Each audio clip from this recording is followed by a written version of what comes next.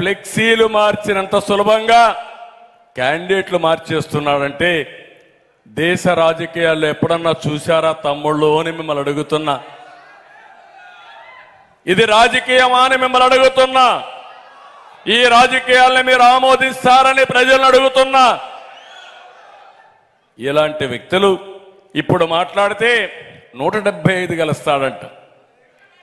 Why not Kuppam అంట. నేనన్నా 175 మా చెల్లెమ్మ చెప్తా గుండు 0. వైనాట్ పులివెందల నిన్నే చెప్పింది వాళ్ళ సోదరి. ఆ విషయం కూడా చెప్తాను.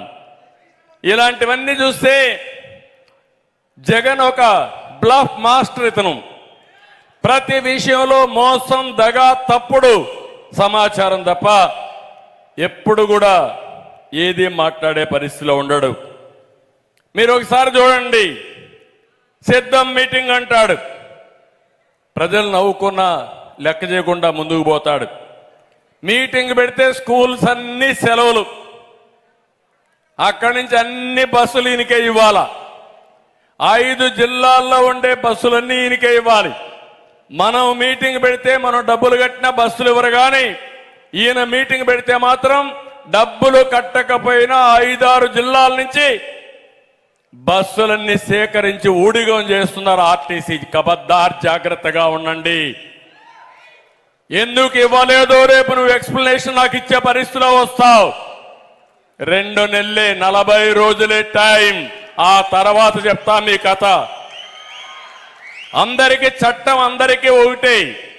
కొంతమందికి చుట్టంగా మారితే ఆ చుట్టంగా మార్చిన వాళ్ళని చట్ట వ్యతిరేక శక్తులుగా మా తమ్ముళ్ళు చెప్తున్నారు సంఖ్యలు వేయాలని. ఇంకో పక్క ఈయన వస్తే సిద్ధం అంటే మనందరం ఇళ్ళలో అరెస్ట్ చేసేయాల్సింది. ప్రతిపక్ష నాయకులందరినీ అరెస్టులు, డాక్రా సంఘాలని, అంగన్వాడీని భయపెట్టి బెదిరించి మీటింగ్లకు తరలించడం. కొన్ని మీటింగ్లు నేను చూశాను. ఆ మీటింగ్ చుట్టూరు గేట్లన్నీ క్లోజ్ చేసి పోలీసులు కాపలా, ఎవరు పారిపోకుండా. కొన్ని ఇక్కడ కందకాలు దువ్వేసి దూకి పారిపోతారని దూకనేయకుండా కందకాలు దువ్వేసి కూర్చుంటున్నారు. ఇంకో పక్క ఈయన వస్తే హెలికాప్టర్ పైన తిరిగితే కిందనంతా కూడా రోడ్లన్నీ బ్లాక్ అయిపోతాయి. పైన తిరిగితే కింద ఎందుకు వస్తాయో నాకైతే అర్థం కావడంలా. ఆయన పైన తిరుగుతాడు, కిందన చెట్లన్నీ నరికేస్తారు. ఏమంటారు తమ్ముళ్ళు ఇలాంటి వాళ్ళని? 14 ఏళ్ళు నేను సీఎంగా ఉన్నా, ఎప్పుడు నేను చేయలేదే ఈ పనులు, ఎప్పుడన్నా చేశానా అని మిమ్మల్ని అడుగుతున్నా. ఎన్ని వందల సార్లు నెల్లూరుకు వచ్చాను, నేను వచ్చానా లేదా? ఎప్పుడన్నా జరిగిందా ఇది?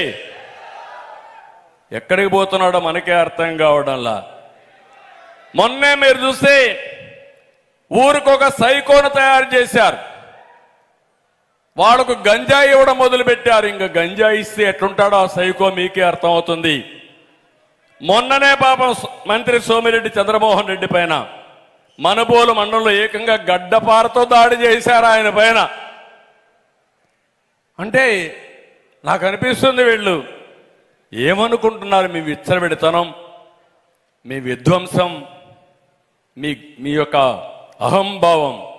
నేను ఒకటే చెప్తున్నా, తెలుగుదేశం పార్టీకి ప్రజాస్వామ్యం పైన నమ్మకం ఉంది. కానీ రౌడీలు, గూండాలు, అది కూడా రాజకీయ రౌడీలు, గూండాలని ఒక్క నిమిషంలో అణిచేసే శక్తి తెలుగుదేశం పార్టీకి ఉంది. అది మీరు గుర్తుపెట్టుకోవాల్సిన అవసరం ఉంది. ఒకటి అడుగుతున్నా, ఇప్పటికైనా చెప్పమని. ఓ కిల్డ్ బాబాయ్, ఓ కిల్డ్ బాబాయ్, ఓ కిల్డ్ బాబాయ్. నేను అడగలా, మొన్న నేను అడిగా. నిన్న ఆయన కూతురు అడిగింది, అవునా కాదా? నీ సోదరి ఒక మాట అడిగింది, పాలకులకు పరిపాలించే అర్హత లేదండి. సిద్ధం అన్నావు, సమాధానం చెప్పు. హంతకులు మన మధ్య ఉంటారు, గుర్తించలేకపోయాం. సిద్ధం. సమాధానం సాధారణంగా ఏ హత్య కేసైనా 4-5 రోజుల్లో తేలిపోతుంది. మరి వివేక హత్య ఎందుకు 5 ఏళ్లు తేలలేదని అడిగింది. సిద్ధం. సమాధానం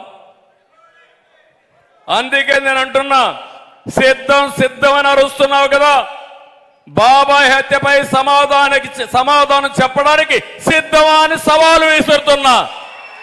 సమాధానం చెప్పాలా లేదా? చెప్పాలి అని ఆవిడ గట్టిగా చెప్పండి, కూడా చెప్పండి, చెప్పాలి. ఇది మీ వ్యక్తిగత సమస్య కాదు, ఇది రాష్ట్ర సమస్య. ఒక వ్యక్తి హత్యలు చేసే వ్యక్తి ముఖ్యమంత్రి అయితే ఎవరికి రక్షణ ఉంటుందో ప్రతి ఒక్కరూ ఆలోచించుకోవాల్సిన అవసరం ఉంది. అందుకే వివేక హత్య